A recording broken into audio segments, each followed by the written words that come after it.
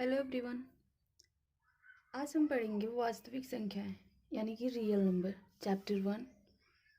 तो चलिए शुरू करते हैं। इसको पढ़ने से पहले हम जानेंगे कि प्राकृतिक संख्याएं क्या होती है, पूर्ण संख्याएं क्या होती है, पूर्णांक क्या होता है, इंटीजर्स, पूर्णांक को इंटीजर्स बोलते हैं, और परिमेय और अपरिमेय जानेंगे, यूक्लिड विभाजन जानेंगे, ये सब जानेंगे। तो चलिए शुरू करते हैं पहले प्राकृतिक संख्याएं से। ओके,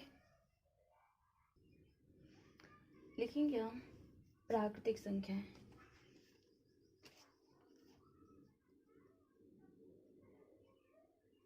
प्राकृतिक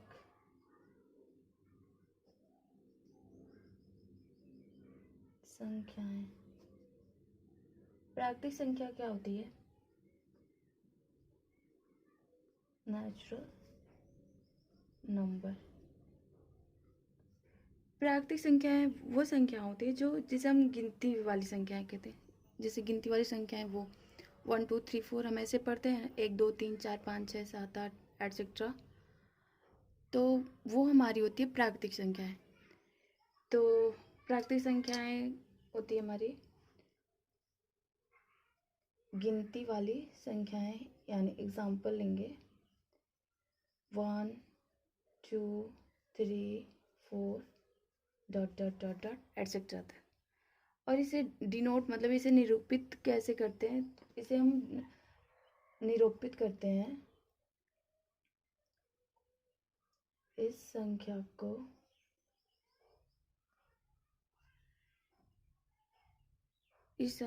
हम n से डिनोट करते हैं,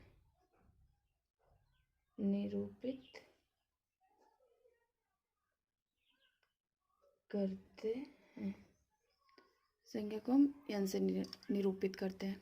ओके, अब देखेंगे पूर्ण संख्या है यानी कि होल नंबर। तो पूर्ण संख्या हमारी क्या होती है? पूर्ण संख्याएं यानी होल नंबर। होल नंबर से ही पता चल जा रहा है कि होल मतलब पूरा नंबर जिसमें आएंगे, जिसमें पूरे नंबर आएंगे। यानी जो प्राकृतिक संख्या है उसमें हम एक ज़ीरो ऐड कर देंगे तो वही हो जाएगा हमारा पूर्ण नंबर। अब प्राकृतिक संख्या हमारा 1 2 3 4 है, तो इसमें आगे एक ज़ीरो लगा देंगे, यानी कि जीरो से के बाद से जितनी संख्याएं होती है वही हमारा होता है पूर्ण संख्या या होल नंबर। होल नंबर ये हो जाएगा एक प्राकृतिक संख्याओं के समूह में जब हम जीरो से, यानी एग्जाम्पल लिख देते हैं 0 1 2 3 4 डॉट डॉट डॉट डॉट, ये हमारा हो गया होल नंबर यानी पूर्ण संख्या है। इसको डिनोट करते हैं, कहते हैं डिनोटेड बाय, होल नंबर को हम डब्ल्यू से डिनोट करते हैं, ये डब्ल्यू। और नेचुरल नंबर यानी प्राकृतिक संख्याएं को हम एन से डिनोट करते हैं, इसको हम डिनोट करेंगे डब्ल्यू से निरूपित करेंगे। ओके, अपूर्ण संख्याएं क्या होती है? तो पूर्ण संख्याएं वो होती है जो प्राकृतिक संख्याओं के समूह में यदि शून्य और मिला दिया जाए तो हमें पूर्ण संख्याएं प्राप्त हो जाती है। तो यही ये यहाँ से इधर इसके बाद से जितना है वो तो हमारा नेचुरल नंबर है, इसमें ज़ीरो ऐड कर दे तो हमारी हो गया पूर्ण संख्या। अब देखते हैं हम पूर्णांक यानी इंटीजर। तो ये हो गया हमारा पूर्णांक।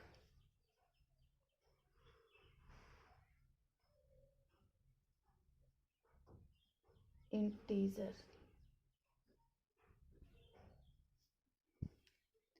इंटीजर इंटीजर को हम लिखेंगे, इंटीजर क्या होता है? जो पूर्ण संख्याओं के समूह में यदि प्राकृतिक संख्याओं के ऋणात्मक अंक और मिला दिया जाए, मतलब पूर्ण संख्या है और इसमें प्राकृतिक संख्याओं के ऋणात्मक, मतलब ये प्राकृतिक संख्या थी, इसमें ऋणात्मक अंक मिला दिया जाए तो हमारा पूर्णांक होता है।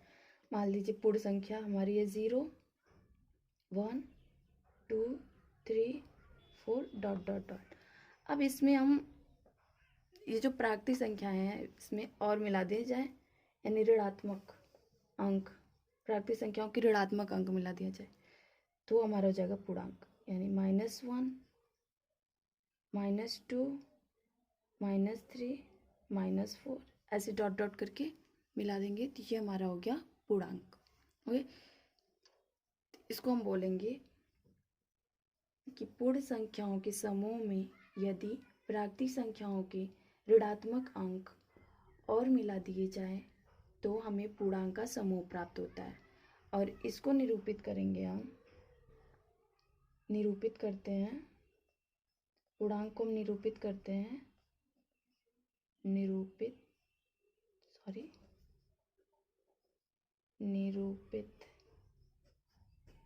इसको निरूपित करेंगे हम z से, पूर्णांक को z से हम निरूपित करते हैं।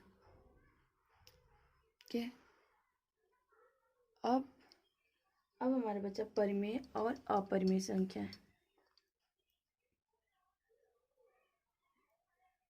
परिमेय संख्याएं यानी कि रेशनल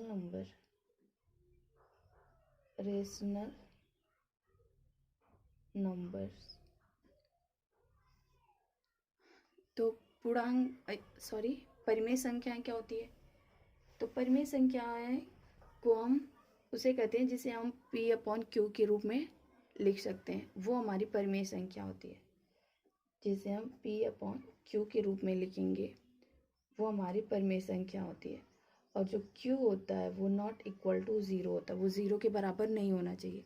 एग्जाम्पल देखते हैं, एग्जाम्पल मान लीजिए हो गया 3/4। ये जो 4 है ये 0 के बराबर नहीं होना चाहिए, मतलब 3/0 हम नहीं लिख सकते। ओके, तो ये हो गया हमारा परिमेय संख्या। मान लीजिए 7/5 ये होगी परिमेय संख्या। 1/2 ये हमारी परिमेय संख्या होगी। इसे हम ऐसे नंबर्स को हम बोलेंगे परिमेय संख्या। ओके, परिमेय संख्या की परिभाषा क्या, इसे हम लिखेंगे कि जो संख्याएं P/Q के रूप में लिखी जा सके, जहां P एंड Q पूर्णांक है तथा Q जो है 0 के बराबर नहीं है, वो संख्याएं में परिमेय संख्याएं कहलाएगी। तो ये जो Q है वो 0 के बराबर नहीं है, तो ये संख्या हमारी कहलाएगी परिमेय संख्या। ओके, अब देखते हैं अपरिमेय संख्या।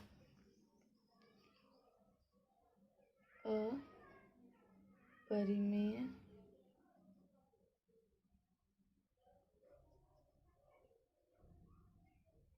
संख्याएं यानी इरेशनल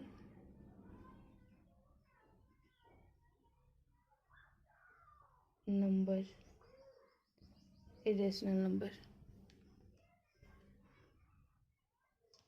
तो अपरिमेय संख्याएं क्या होती है हमारी?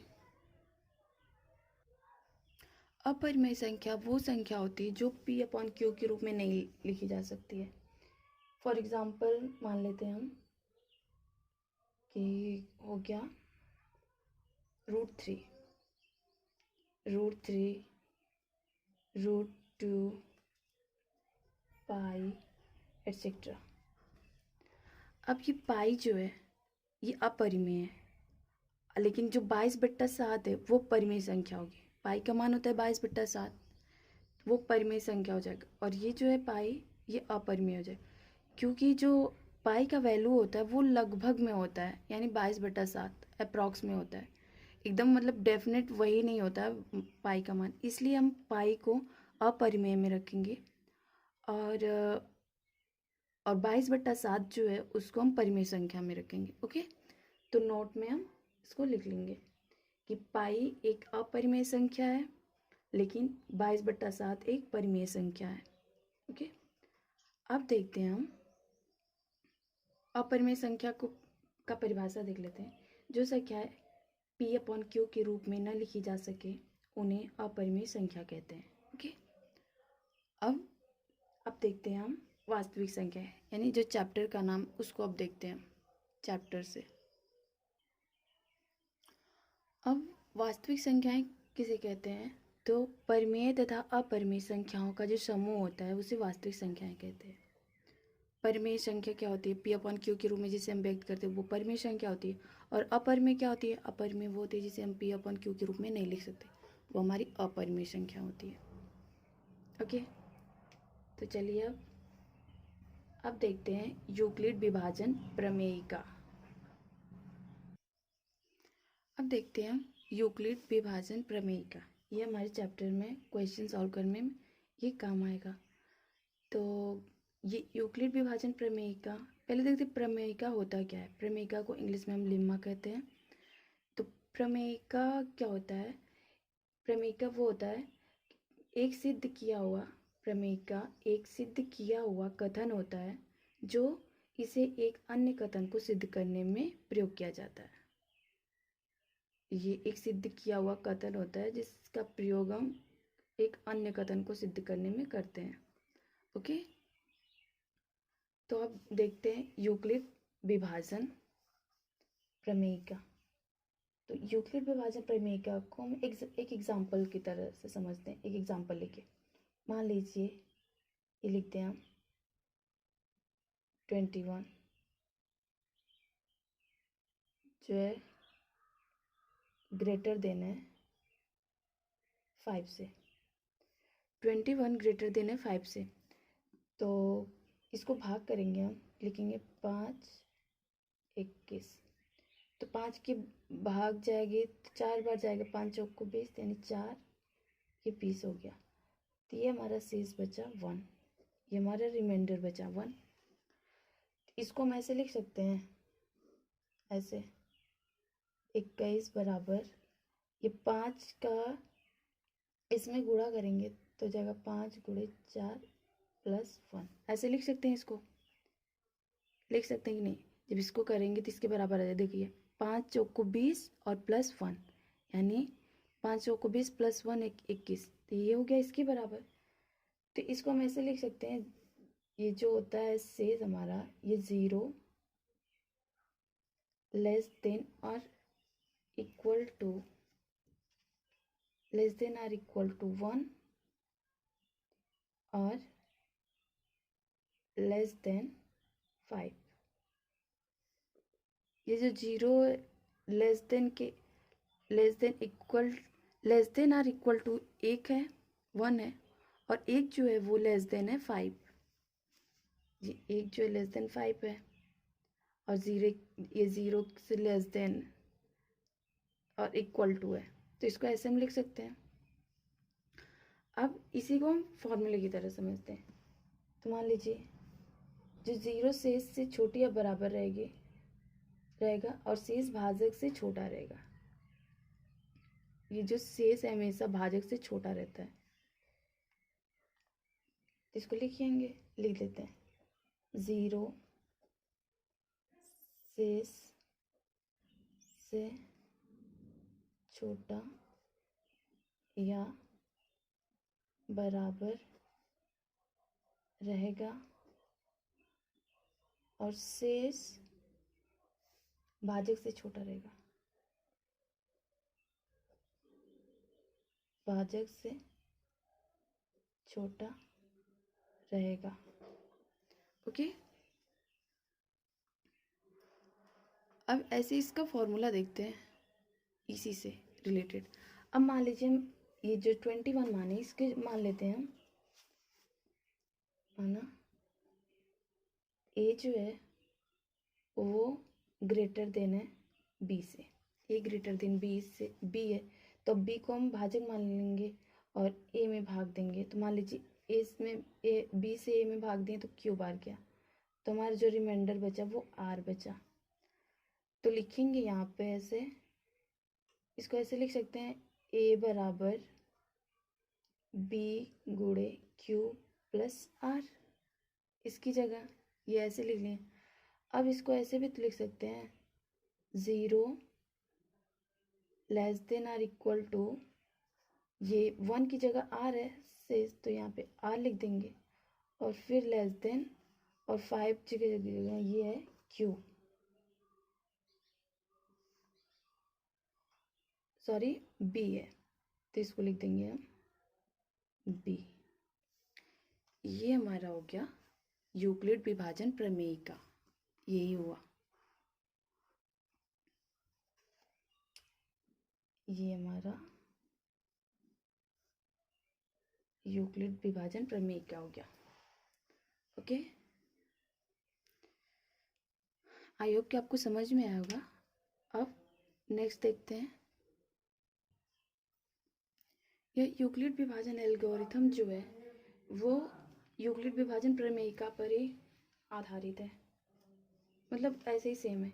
इसका प्रयोग करके हम मतलब दो धनात्मक पूर्णांक जो हमारा था a और b, हम उसका HCF निकालेंगे।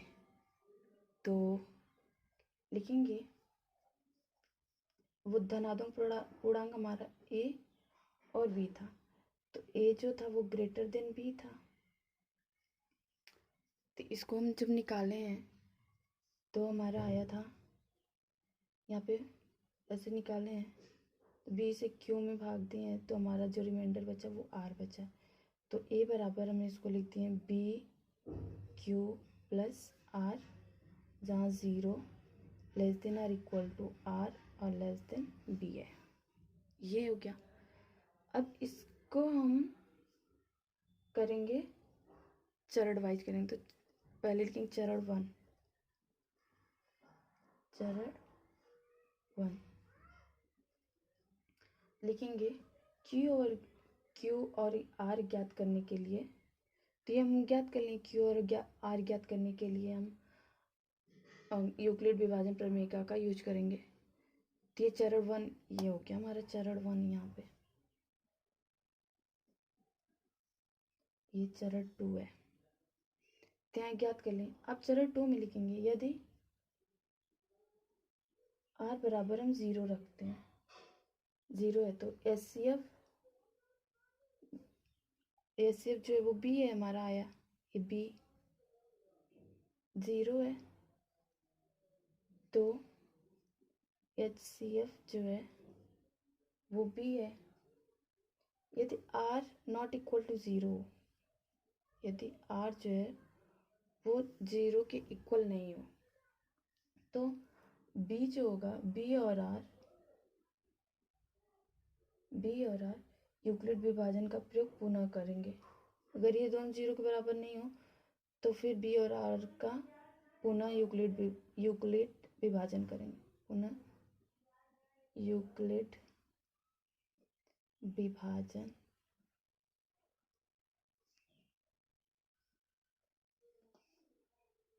प्रमेयिका का प्रयोग करेंगे।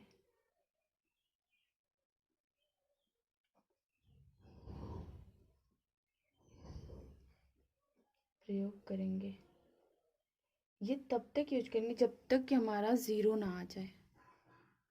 ओके, तो चरण 2 में आ गया हमारा। अब चरण 3 देखेंगे, अभी 0 नहीं है तो चरण 3 देखेंगे। चरण 3 लिखेंगे इस प्रक्रिया को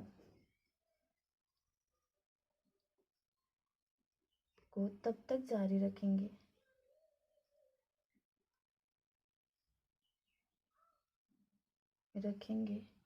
जब तक कि शेषफल शून्य न प्राप्त हो जाए।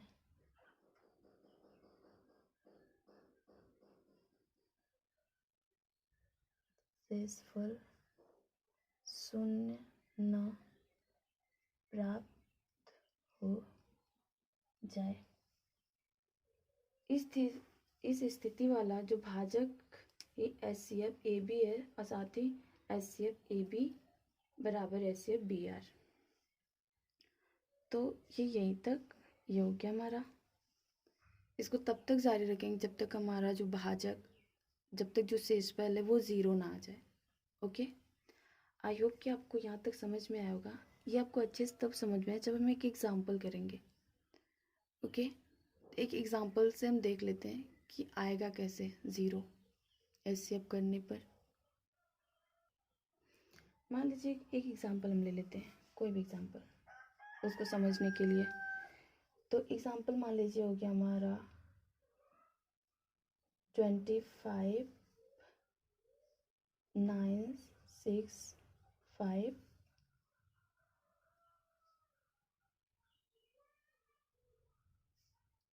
को यूक्लिड विभाजन एल्गोरिथम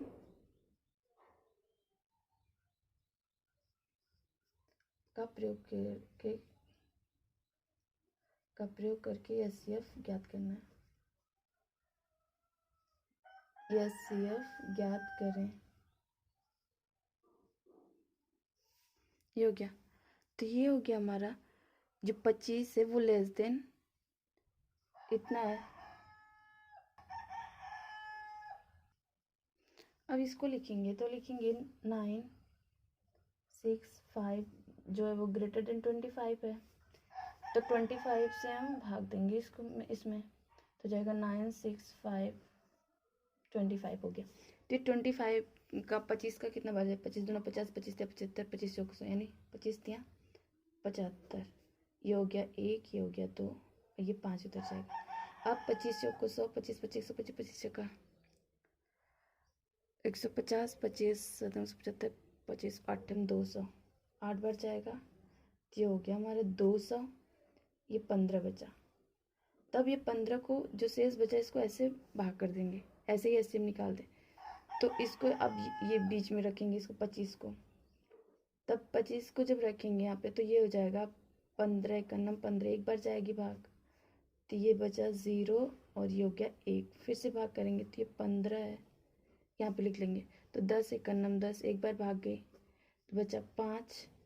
अब 5 को 5 यहाँ पे, ये 10 को अब यहाँ पे लिख लेंगे तो हो गया 5 दूना 10,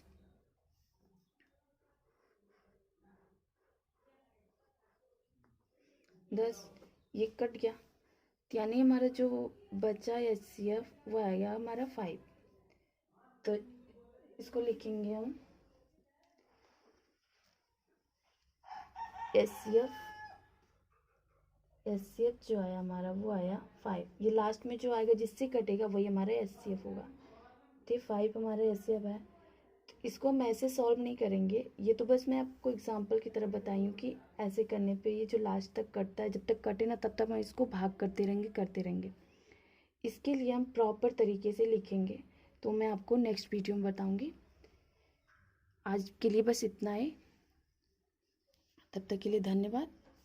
वीडियो पसंद आया हो तो लाइक शेयर एंड सब्सक्राइब करना ना भूलें। Thank you.